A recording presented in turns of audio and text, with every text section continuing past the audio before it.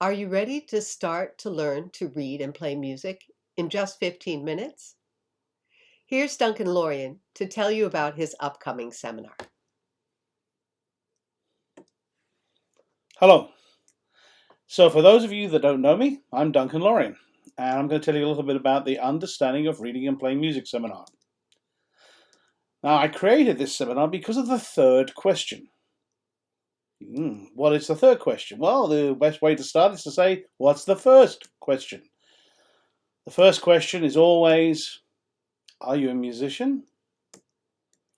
The second question is always, what do you play? Keyboard, guitar, another instrument? And what about that third question? Can you read? It's always the third question. If you've always thought of being able to read music as a dream, I'm here to tell you that it actually can be a reality.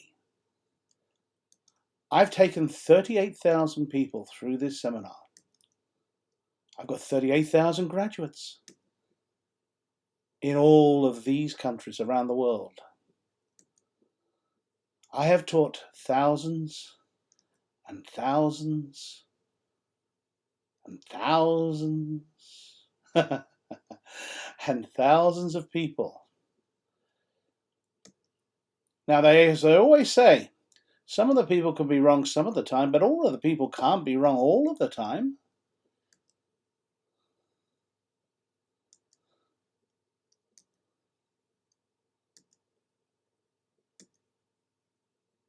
There's been press and TV on me in the past, some of which you might have seen, some of it you might not. I've given TED lectures in universities around the world. Now, if you've always thought music is an impossible subject to learn, you're not far off. There are so many people that get frustrated with it, especially with the traditional approach. Even if you are lucky enough to find a person who's into teaching guitar or keyboard in a modern way, they still use the same codes. Code after code after code. And yes, that's an actual piece of music. It's extreme, but you can see what we're up against here. And even if you go to a professional music college to learn, you can pay literally tens of thousands of dollars. There's a very small percentage that actually end up graduating and making money at this thing that they love doing most, which is playing music. Why is this? Code. Code, code, code, code, code. The whole subject's written in code. Now, when was this code added to the subject? And who was responsible for adding it? And most importantly, why? Why would you add code to a subject that should be so simple everyone could play it? Well, from about 800 onwards, the concept was that the only people that should be using the subject of music were the church. It was supposedly sent from God to his saints on earth. And there were rules written down about how music should be created. That meant it was not for the likes of you and me, it was only for the chosen few. So, to learn the subject, years, right? Nah, one weekend. This subject can be thought of as a labyrinth, and finally, there is a way to negotiate the labyrinth. I know, I've taken 38,000 people through it. So, are you ready to give me 15 minutes to see if I can actually do what I say I can do? Come on, let's give it a shot. Let's start with this guy. Very successful songwriter right now. I love what he has to say. When people say artists are born with natural talent, you're not. You have to really learn and really practice. But thank you, Ed. What is the question? What do you have to really learn and really practice? Now, this is the sort of thing they try and teach you traditionally.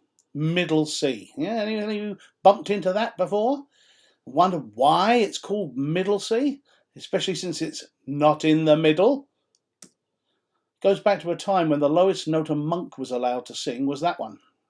And the highest note a boy was allowed to sing was that one. And yeah, at that time, that just happened to be in the middle. Of course, that time was in the year 800, and we're 1200 years later, but they're still teaching it as the first standard reference when they teach you an instrument. Unbelievable. So, if you really want to learn your notes on an instrument, here's the easiest way you're ever going to come across. Watch. Lines up through the middle of every black key in the groups of three. See, group of 3 black, 2 black, 3 black, 2 black. Put a line up through the middle of each of those. And now you've compartmentalized the keyboard. Now, why are we doing that? I want you to focus on this. What's in the middle of those 2 black keys? Forget the middle C bit of business. How about this one? D. D for Duncan. I knew there was a reason my parents gave me this name. And it doesn't matter which group of 2 black keys. The middle note is always going to be D for Duncan. All right. So now you know how to find D for Duncan on any keyboard. What would be the next action? Well, the next action is to find an A. Easy one. 3 white keys to the left of any D is always an A. 3 white keys of any D is always a G. That is standard. Always. It doesn't matter where you find the D, the A will be 3 to the left, the G will be 3 to the right. Now, if you know where D and A and G are, well, guess what? Right. What's to the left of D? C. What's to the right of D? E. We're almost there. Now, if you know where A is, you got it. There's your B. And if you know where G is, what comes before G in the alphabet? F. Now, here's what I want you to understand. At the time that the monks were creating their music, they were making their music from what we would think of as the white keys of the keyboard today. That doesn't mean that the black keys weren't there, they just weren't using them. And because they weren't using them, they created this code. And this code was, we give letter names to the white notes, but we don't give letter names to the black notes. Lovely. Someone came up with all these codes and rules years ago. So how did they deal with it when eventually they started to make use of the black keys? Well, this is where it really gets crazy. If you go to the left of any white key, one to the left, that note is called a flat. For example, where the green arrow is, that would be a D flat. But of course, as you've already probably spotted, you could approach that same location from the note of C, and you could go one to the right from a C, in which case that would be called a C sharp. Now, you're probably sitting there going, well, when do I call it a flat? When do you call it a sharp? Come on, I've got to save something for the seminar. Let's do it again. One to the left of an E? Yeah, it would be an E flat. But you could approach it from the D, so it could also be a D sharp. Can you believe these guys were actually sitting there creating this complexity? You actually now know your notes on a keyboard.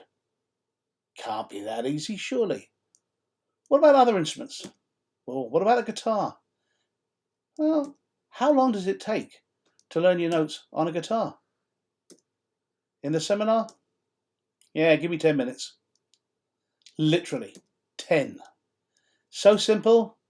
Right, anyone could do it. I'm not kidding. It's just code. Come on, let's start to break down this code. Finally. Now, what you're looking at is an arch. An arch is held up because it's got a keystone.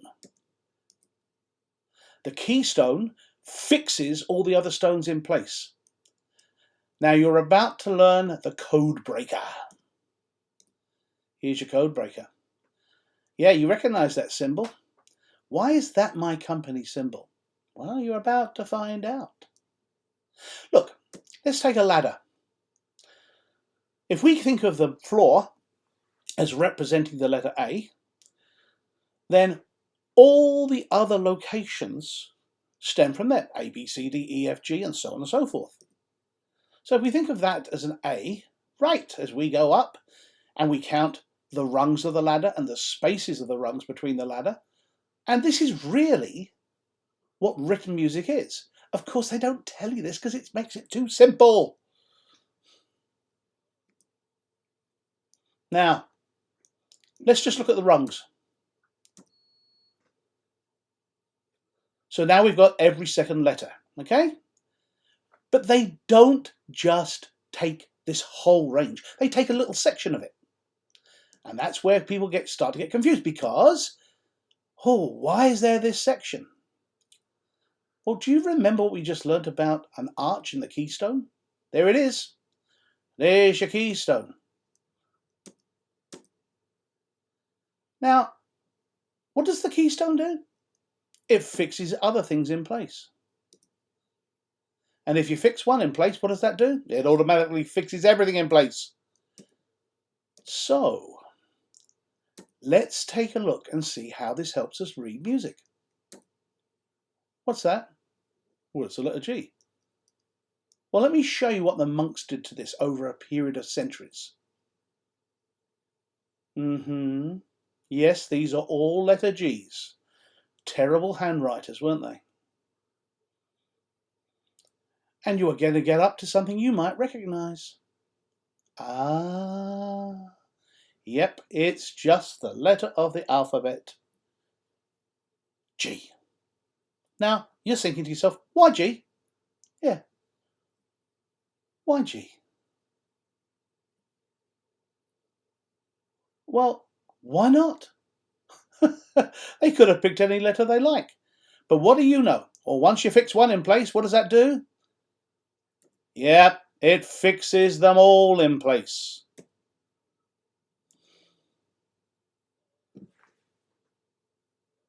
Start to see the logic here? Once you start to break the code, it all seems to start falling into place. And you go, well, why doesn't somebody just tell me that? Yeah, there's no money in making things simple, is it? And what about those sharps and flat things? Watch. If we knew that was a D because it's been set into place by our keystone, if we put a symbol before it, what does that symbol do? Do you remember? Right. One to the left, called a flat. So that note would now be called a D flat. What about if I put that symbol in front of it? Well, remember the rule? Right, one to the right, a D sharp. Starting to understand the code? Guys, 15 minutes. Hey, if we can do that in 15, what can we do in one weekend?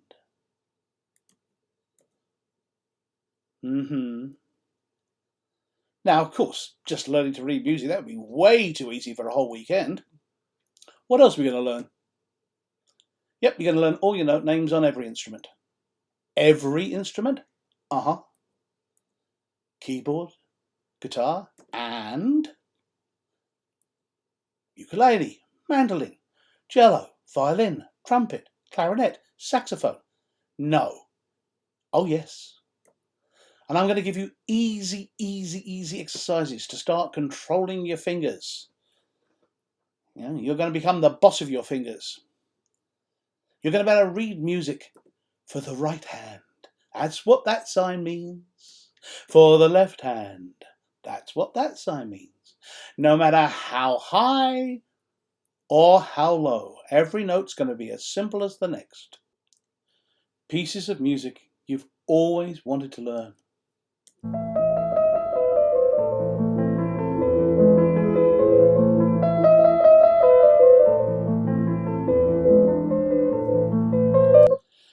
On both keyboard and guitar.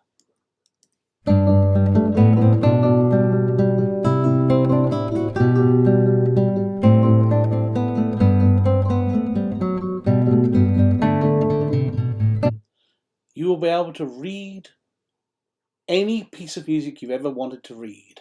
Traditional standards. And you can even learn how to read the system for guitar called tablature. They're both taught in the seminar. Be able to read music from Broadway, famous musicals, Pop songs, anything you've ever wanted to learn how to read. And what about that mysterious subject called rhythm? Well, I hope you like pizza, because that's the way I teach it. Simple, simple, simple concepts. You're going to be able to learn to read and count rhythm accurately. So you see something like this in front of you, you will know exactly what you're supposed to do when you see each symbol. The code is finally going to be broken. And if you've struggled with this kind of stuff over the years, finally, a way to actually learn it. I'm even going to turn you into drummers. You're going to learn drum patterns.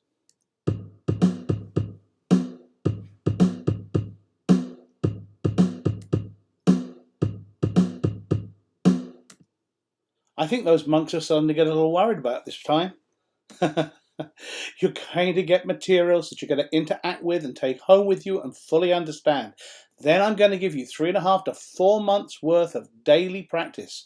I'm literally going to tell you what to do for every second of your daily 10 minutes. That's right, just 10 minutes a day. Doesn't sound too bad, does it? I'm actually going to be there with you all the way. You're going to be able to do this anywhere. You know, take your guitar with you on holiday. Look at it on your phone, on your tablet. Teach your kids. Yeah, save them going through the frustration. Finally, the Understanding of Reading and Playing Music seminar is coming to your house.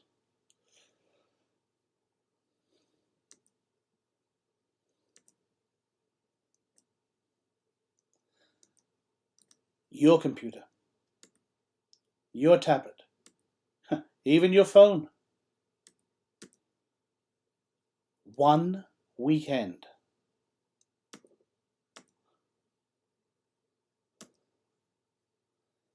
This weekend. Now, I don't do these Understanding of Reading and Playing Music seminars that often. Why? I'm doing them around the world in lots of different languages, and I'm doing this one in English. If you're interested, contact Sally. Phone number 781-599-1476, or email her, sally@understandingofmusic.com. Isn't it time you finally realized that dream and turned it into a reality? Hope to see you there. Bye. Thank you for your time. We hope to see you at a future seminar with the Understanding of Music Company.